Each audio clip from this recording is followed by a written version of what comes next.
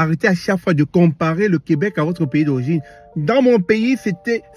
À un moment donné, le Québécois te dira, va-t'en chez toi.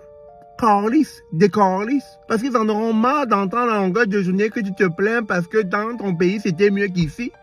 Bonjour, bonsoir. Bienvenue sur la chaîne de l'immigration et de l'entrepreneuriat. Alors, si vous êtes immigrant et que vous êtes dans la province du Québec, les Québécois attendent de vous que vous respectiez leur culture. Ils ne vous demandent pas de vous effacer au profit de l'identité québécoise. Vous pouvez garder votre identité, mais vous devez respecter la culture québécoise. Vous devez arriver à garder un certain équilibre entre votre culture et la culture québécoise. On ne vous demande pas de vous assimiler. On vous demande de vous exprimer en français. Quel qu'en soit votre accent, vous devez parler français. Ici, on ne parle pas anglais, on parle français. Autre chose, vous devez participer à bâtir cette société en payant vos taxes, en payant vos impôts, en travaillant dur. Au Québec, on ne veut pas avoir le sentiment qu'on paye pour toi. Tu dois être productif.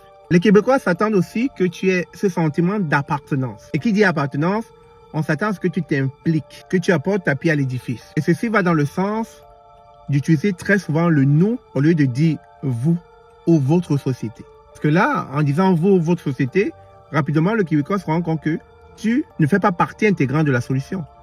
Tu te détaches lorsqu'il y a un problème.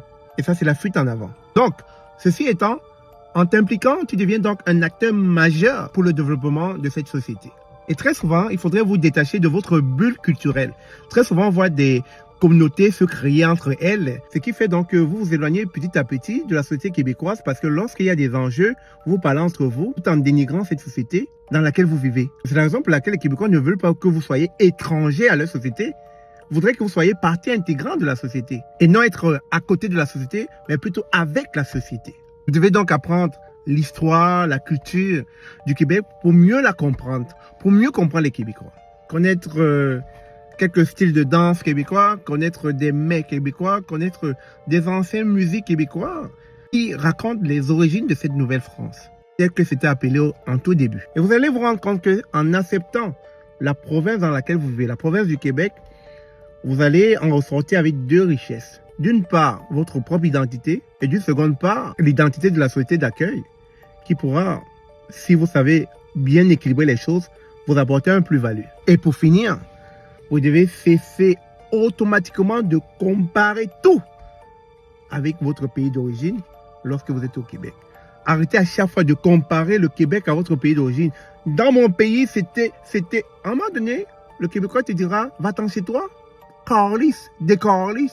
Parce qu'ils en auront marre d'entendre à longueur de journée que tu te plains parce que dans ton pays, c'était mieux.